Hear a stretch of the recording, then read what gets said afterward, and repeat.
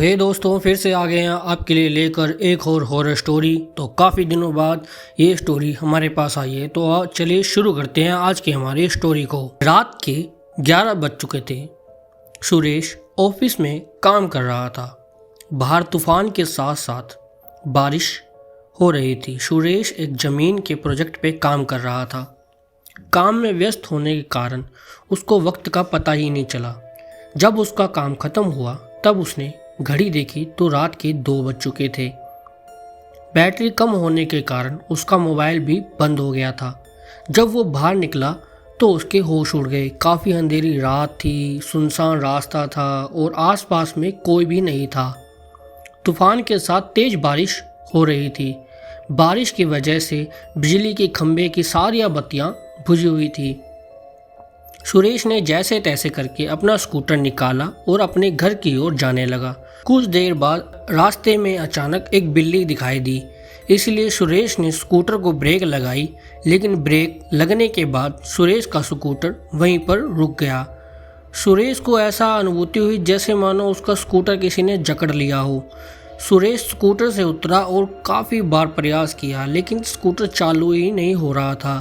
तेज बारिश की वजह से सुरेश की पूरी तरह से भीग चुका था। ठंड के मारे वो काँप रहा था। अचानक स्कूटर बंद होने से उसकी घबराहट और भी ज़्यादा बढ़ गई थी। वह अपने स्कूटर को साइड में ले गया और डर की वजह से कुछ देर तक अपनी आंखें बंद कर ली। थोड़ी देर बाद उसको एहसास हुआ कि उसकी पीठ पर किसी ने हाथ रखा है। सुरेश ने जोर से चिल्लाया और कौन है, मुझे छोड़ दो। उसने पीछे मुड़कर देखा तो कोई भी नहीं था। उसने सोचा कि शायद उसका वो कोई वहम होगा। वह बहुत डर गया था। अचानक उससे बत्ती बुझने और जलने की आवाज़ सुनी और पास में देखा तो उसके स्कूटर की बत्ती जल रही थी और बुझ रही थी। ऐसा कुछ पलों तक चलता रहा, फिर बत्ती बुझ गई। सुरेश को कुछ समझ नहीं आ रहा था कि अब वो क्या करे। वो कुछ हरकत करता उससे पहले ही उसके सामने एक लटकता हुआ सफ़ेद छाता उसको सामने दिखाई पड़ा। सुरेश डर के मारे अपनी आंख बंद कर लेता है, लेकिन वह अपनी आंखों को ज़्यादा देर तक बंद नहीं कर पाया। जब उसने अपनी आंखें खोली तो उसके पैरों तले से ज़मीन खिसक गई थी। उसकी नज़र के सामने एक भयानक जले हुए चेहरे वाली औरत यानी कि चुड़ैल खड़ी हुई थी। ऐसा मानो कि उसका पूरा चेहरा किसी ने जला दिया हो। उसने सफ़ेद साड़ी पहनी हुई थी। वो बहुत ज़्यादा देखने में डरावनी लग रही थी और सुरेश को घूरे जा रही थी। फिर उस चुड़ैल ने छाता ज़मीन पर फेंक दिया। सुरेश ने देखा कि बारिश की बूंद की साड़ी पर गिरते ही लाल रंग में बदल रही है। धीरे धीरे पूरी साड़ी उसकी लाल हो गई। यह दृश्य देखकर सुरेश भयभीत हो उठा और अपना स्कूटर चालू करने लगा। अच्छी बात तो ये रही कि स्कूटर उस टाइम चालू हो गया और वह तेज़ी से अपने घर की ओर बढ़ने लगा। कुछ देर बाद वही आत्मा यानी कि चुड़ैल स्कूटर के सामने आ गई। सुरेश स्कूटर को नियंत्रित नहीं कर पाया और स्कूटर एक पेड़ पे जा टकराया। पेड़ से टकराते सुरेश की मौत हो गई। अगले दिन सुबह जब कुछ लोगों ने यह देखा तो पुलिस को बुलाया और लाश को सुरेश के घर वालों को दे दिया। पुलिस ने जांच पड़ताल करके यह बताया कि सुरेश की मौत तेज गति में स्कूटर चलाने से नियंत्रित नहीं कर पाने से उसकी मौत हुई है। सुरेश की मौत के कुछ दिन बाद ऐसी ही तेज बारिश हुई जितनी उस रात को हुई थी। सुरेश के 2 खास दोस्त थे, रमेश और परेश। वो दोनों सुरेश के साथ ही काम करते थे। रात के 3 बजे रमेश अपने कमरे में सो रहा था। उसको आसमान से बिजली कड़कने की आवाज़ सुनाई दी। रमेश ने अपना ध्यान सोने पर लगाया। अचानक उसको ऐसी अनुभूति उसको ऐसा आभास हुआ कि किसने उसको जोर से थप्पड़ मारा है। वह नींद से जाग उठा और आसपास देखने लगा, लेकिन आसपास कोई भी नहीं था। फिर थोड़ी देर बाद कमरे की बत्ती जलने और बुझने लगी। यह देखकर रमेश बहुत ज़्यादा घबरा जाता है और कंबल ओढ़कर सोने का प्रयास करता है।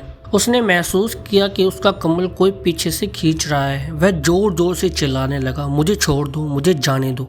उसने कुछ देर बाद सब कुछ शांत रहा। फिर अचानक खिड़की अपने आप खुल गई और उसमें से एक हाथ बाहर अंदर आया। जिसकी हथेली पर खून ही खून था। उस हाथ से कसकर रमेश का गला पकड़ लिया और उसकी मौत के घाट उतार दिया। रस्सी की मदद से पंखे से लटका दिया। अगले दिन सुबह रमेश का दोस्त परेश जब उसको बुलाने आया तब उसने यह दृश्य देखा तो तुरंत ही पुलिस को सूचित कर दिया। पुलिस ने जांच पड़ताल करके उसकी खुदकुशी का नाम दे दिया।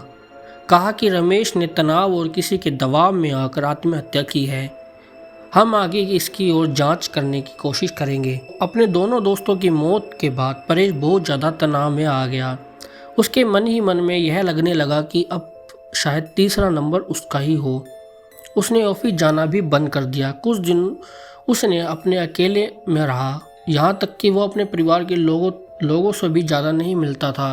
कुछ दिन बाद उसको लगा कि अब शायद खतरा टल चुका है। तब वह अपनी पत्नी के साथ दूसरे शहर घूमने चला गया। कुछ दिन बाद उसने अपनी पत्नी के साथ दूसरे शहर में सैर की। कुछ दिनों घूमकर दोनों वापस घर आ गए। अब परेश के मन में डर का एक नामो निशान भी नहीं रहा। वो बिल्कुल रिलैक्स हो चुका था। वह आराम से जीवन व्यतीत करने लगा। दूसरे शहर घूम के आने के बाद वह रोजाना ऑफिस जाने लगा। एक दिन ऑफिस में ज़्यादा काम की वजह से उसको देर रात तक रुकना पड़ा। उस रात को भी तूफान के साथ भारी बारिश हो रही थी। परेश अपनी कार में बैठकर घर के लिए रवाना हुआ। रास्ते में एक बड़े से खड्डे के साथ उसकी गाड़ी टकराई और कार का एक पहिया उस खड्डे में जा फंसा। परेश कार से नीचे उतरा और बहुत प्रयास किया, लेकिन पहिया खड्डे से नहीं निकल रहा था। परेश कोशिश कर रहा था कि एक औरत वहां से गुजरी। उस औरत ने बड़े ही प्यार से रमेश से कहा, सुनिए, क्या मैं आपकी मदद कर सकती हूँ? रमेश ने कहा, नहीं, मुझसे ही नहीं हो रहा तो आपसे थोड़ी होगा। फिर भी आपको लगता है कि आप निकाल सकते हो तो आप प्रयास कर सकते हो। उस औरत ने कार को पीछे से सिर्फ थोड़ा सा धक्का मारा और कार पहिया खड्डे से निकल गया। परेश ने उस औरत का धन्यवाद किया और उनको पूछा, आपको कहाँ जाना है? आपको जहाँ जाना है मैं वहाँ पे आपको छोड़ दूँगा। जी धन्यवाद आपका। यहाँ से थोड़ा आगे एक तालाब वाली गली आती है, वहाँ मुझे छोड़ दीजिए। तालाब के पास ही मेरा घर है, औरत ने जवाब दिया। परेश ने उस औरत को अपनी कार में बैठाया और आगे बढ़ा। परेश को थोड़ी डर जरूर लग रहा था, लेकिन उसकी गाड़ी चलने पर ध्यान केंद्रित था। थोड़ी देर बाद पीछे से आवाज़ आई, बस यहाँ पे रोक दीजिए, मेरा घर पास में ही है। परेश ने कार रोक और उनको उतारने को कहा। अचानक उसने पीछे से डरावनी आवाज़ सुनी, परेश, अब तू गया, तेरा अंत अब नज़दीक है, मैं तुझे नहीं छोड़ूंगी।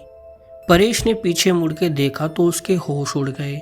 वो औरत एक खौफनाक भयानक औरत, मतलब चुड़ैल के फेस में, मतलब पूरी बदल चुकी थी। उस चुड़ैल ने जोर से परेश को धक्का दिया और उसकी कार से नीचे गिरा दिया। फिर परेश को घसीटते तालाब की ओर ले जाने लगी। परेश बहुत ज़्यादा चीखने चिल्लाने लगा, लेकिन चुड़ैल ने उसकी एक भी नहीं सुनी। परेश ने चुड़ैल से कहा, कृपया मुझे छोड़ दो, मुझे जाने दो, मैं आपका क्या बिगाड़ा है? तो आज मेरे हाथों से ही मरेगा। तुम्हारे दोनों दोस्तों को तो मैं मौत के घाट उतार ही चुकी हूँ, अब तुम्हारी बारी है। याद करो बरसात की वो रात अंधेरी, जिस रात को तुम लोगों ने मेरी हत्या करके मुझे तालाब में फेंक दिया था। जिस ज़मीन में मुझे और मेरे माँ बाप को रोजी रोटी दिलाई थी, वह ज़मीन तुम तीनों ने हड़पना चाहती और उस ज़मीन पे शराब की फैक्ट्री लगाना चाहते थे। जब मैंने और मेरे पिताजी ने साइन करने से मना कर दिया तो तुम पापी दरिंदों ने मेरे पिताजी को मार दिया और मुझे भी मार के तालाब में फेंक दिया। हमारी मौत का कारण लोगों को यह बताया कि हम पानी में डूब के मर गए। मैं उस ज़मीन पे कभी भी शराब की फैक्ट्री नहीं चलने दूंगी और मैं वापस मेरे और पिताजी का बदला लेके रहूँगी। आज तुम्हें भगवान भी मुझसे नहीं बचा सकता। यह कहकर चुड़ैल ने जोर से धक्का दिया और परेश को तालाब में गिरा दिया। पानी में डूबने से तुरंत उसकी मौत हो गई। फिर चुड़ैल अदृश्य हो गई। दूसरे दिन किसने परेश की लाश को पानी में बहते हुए देखा तो तुरंत पुलिस को बताया। पुलिस ने जांच करके उसकी लाश उसके परिवार को दे दी और मौत का कारण पानी में डूबने से बताया। तो ये थी आज की हमारी स्टोरी।